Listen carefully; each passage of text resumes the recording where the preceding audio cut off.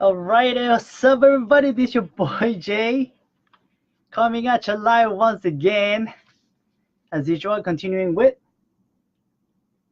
As a Man Thinketh by James Allen.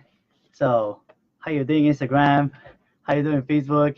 On Instagram today, I'm in the jungle with a pair of aviator sunglasses. So it's gonna be a fun visual if you wanna hop over on Instagram. Well, welcome nonetheless. So today, the chapter on James Allen's timeless masterpiece As a Man Thinketh, the thought factor in achievement. So let me start right away. All that a man achieves and all that he fails to achieve is the direct result of his own thoughts.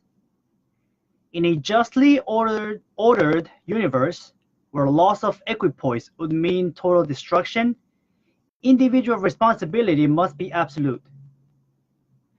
A man's weakness and strength, purity and impurity are his own and not another man's. They are brought about by himself and not by another, and they can only be altered by himself, never by another. His condition is also his own, and not another man's. His suffering and his happiness are evolved from within. As he thinks, so he is, and as he continues to think, so he remains. Hey, hi to Sharing. Hey, Debbie. Good to have you both. A strong man cannot help a weaker man unless that weaker is willing to be helped. Oh my God, this is huge. And even then, the weak man must become strong of himself. He must, by his own efforts, develop the strength which he admires in another. None but himself can alter his condition. Hey Don, good to have you. Long time no see. How's everything in Chi-Town? It has been unusual for men to think and say. No, it has been usual for men to think and to say. Many men are slaves because one is an oppressor. Let us hate the oppressor. The other, on the flip side, some people reserve the judgment and they say, one man is the oppressor because many are slaves. Let us despise the slaves. And I'm going to let you guys think about that. Yet, James Allen continues in another paragraph. He says, a perfect love, seeing the suffering, which both states entail, condemns neither. A perfect compassion embraces both oppressor and oppressed. Wow. That hits like a ton of bricks. He who has conquered weakness and has put away all selfish thoughts belongs neither to oppressor nor oppressed. He is free. A man can only rise, conquer, and achieve by lifting up his thoughts. He can only remain weak and abject and miserable by refusing. Oh, ¿cómo está Ponce, Tati? And miserable by refusing to lift up his thoughts. So check this out. Before a man can achieve anything, even in worldly things, he must lift his thoughts above slavish animal indulgence. A man whose first thought is bestial indulgence could neither think clearly nor plan methodically.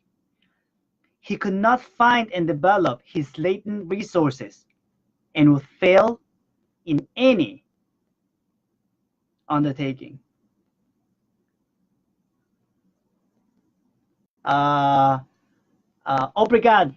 Obrigado. Not having commenced to manfully control his thoughts, he is not in a position to control affairs and to adopt serious responsibilities. He is not fit to act independently and stand alone. But he is limited only by his thoughts, which he chooses. Whew. There can be no progress, no achievement without sacrifice. And a man's worldly success will be in the measure that he sacrifices his confused animal thoughts and fixes his mind on the development of his plans and the strengthening of his resolution and self-reliance. And the higher he lifts his thoughts, the more manly, upright, and righteous he becomes, the greater will be his success. The more blessed and enduring will be his achievements. So that's only half the chapter, but I'm going to stop it right there because I want to just hit on some points and share with you guys my thoughts on them, right? So he starts the chapter. Hey, Kent, good to have you, brother. So he starts the chapter with literally telling you that you are responsible for your destruction and demise or your success, and you own the responsibility of what your thinking pattern is that drives those results. So he says, as he thinks, so he is. As he continues to think, so he remains. So my question to you all is, what do you choose to think? Because it's not just what you're thinking right now, but what you choose to continue to think that determines who you remain.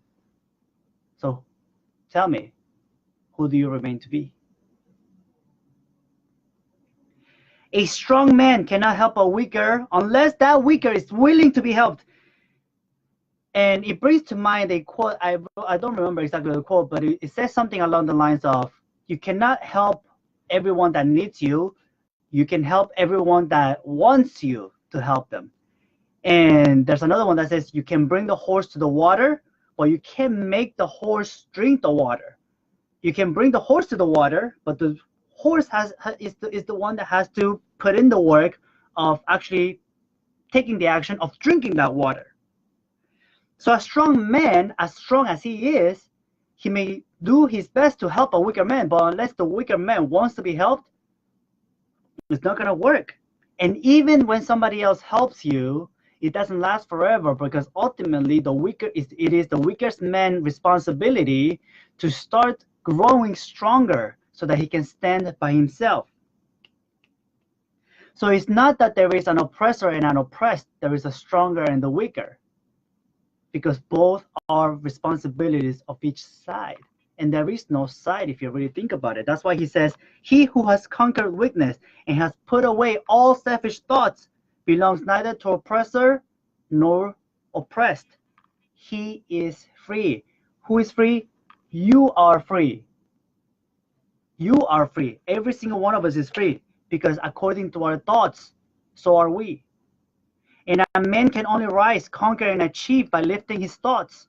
He can only remain weak and abject and miserable by refusing to lift up his thoughts.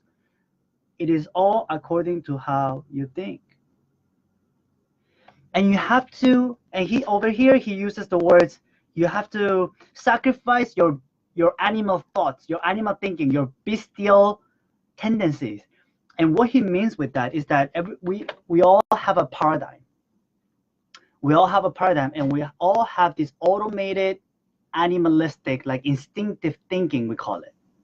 But a lot of that actually is just repeated thought patterns that have been put into us either even before birth, and just by the natural action of us being constantly fed some type of information, we've all established ourselves into some sort of comfort zone, and it created a paradigm out of which we operate.